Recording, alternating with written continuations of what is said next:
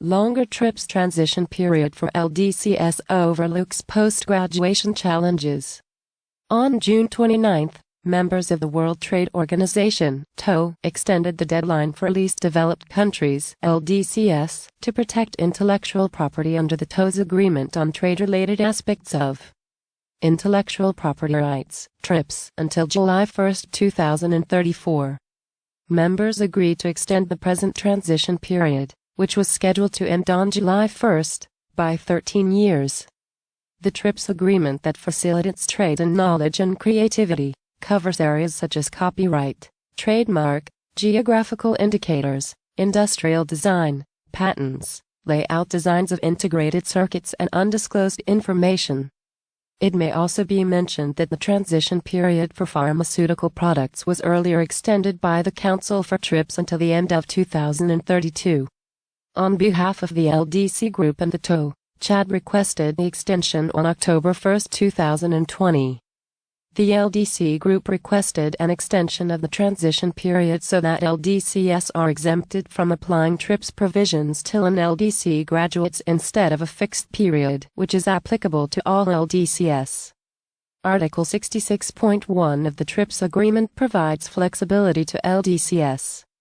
These countries have been exempted from applying the provisions of the TRIPS agreement twice since 2005, the first time from 2005 to 2013 and then from 2013 to 2021.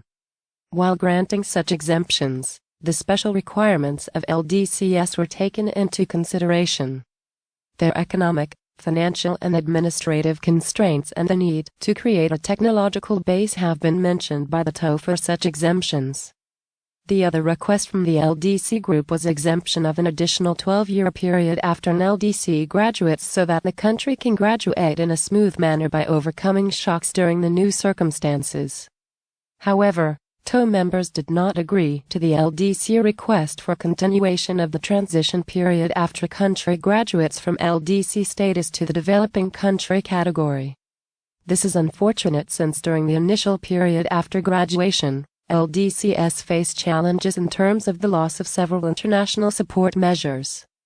These include loss of preferential market access for LDC products in several developed and developing countries, access to concessional finance, TRIPS waiver, LDC-specific funds and technology transfer, among others.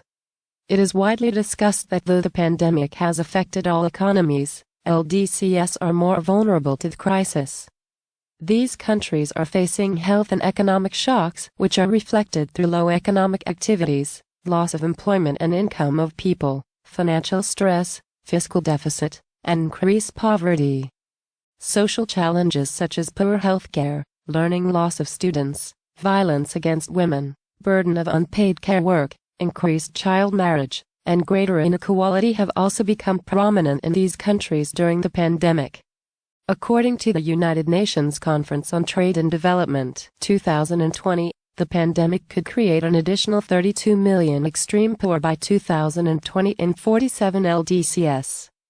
This will increase the number of extreme poor to 377 million people, more than half of the number of poor worldwide.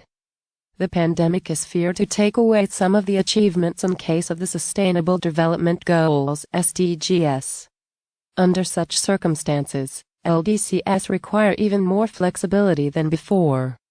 A shorter transition period as provided to graduating LDCs in the past is not enough. LDCs have become more vulnerable in view of the ongoing COVID-19 pandemic.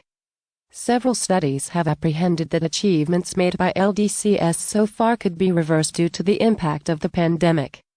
This may not be reflected in the average statistical numbers, but the inherent strength of their economies will be weaker. Hence, newly graduated LDCs will require a longer time to graduate in a sustainable manner. In such circumstances, LDC-specific support measures need to be continued for a longer period. One of these measures is the continuation of the TRIPS transition period during post-LDC graduation. Advanced countries are working towards building their economies in a better way than the pre-pandemic period. Not only do they have access to enough vaccines to fight the pandemic, they are also investing heavily in human capital and green technology. LDCs do not have access to affordable knowledge products, healthcare facilities, and green technology. Article 66.2 of the TRIPS Agreement refers to technology transfer to LDCs by developed countries so that a sound and viable technological base is created in LDCs. This is yet to be observed in a significant way. There has been a general lack of interest on the part of the developed countries in transferring technology. Rather, redundant and obsolete technologies are often dumped onto LDCs. As the advanced countries aspire to build back better as part of their recovery plan and remain committed to global goals such as the SDGs, their commitment towards enhanced support to LDCs will be crucial. LDCs are facing uncertainty in getting vaccines while several developed countries have purchased more than their requirements. Therefore, the post-pandemic period will not only exacerbate inequality within countries but also between the rich and poor countries in the world. This requires conscious efforts of the global community. Bangladesh played an important role in driving the extension of the exemption period for LDCs to implement the obligations of the TRIPS Agreement. Though Bangladesh has fulfilled LDC graduation criteria during the triennial reviews of the United Nations in 2018 and 2021, and is expected to graduate in 2026, it will need the LDC-specific flexibilities for a few years during its post-graduation period. This will help the country to prepare for absorbing the shocks to be felt due to the sudden withdrawal of various international support measures. At the national level, Bangladesh will have to work towards preparing itself to overcome the challenges following graduation. These include a host of issues, such as diversification of its exports and markets, higher resource mobilization and its efficient utilization, increased capacity and productivity, technological adoption, and stronger institutions. As far as TRIPS is concerned, Bangladesh should also develop and strengthen its IP regime with support from the TO and also by engaging national experts. At the global level, Bangladesh will have to continue its engagement along with the LDC group for the extension of TRIPS flexibilities both for current and graduating LDCs. Dr. Fahmida Kachin is the Executive Director at the Center for Policy Dialogue. Views expressed in this article are personal.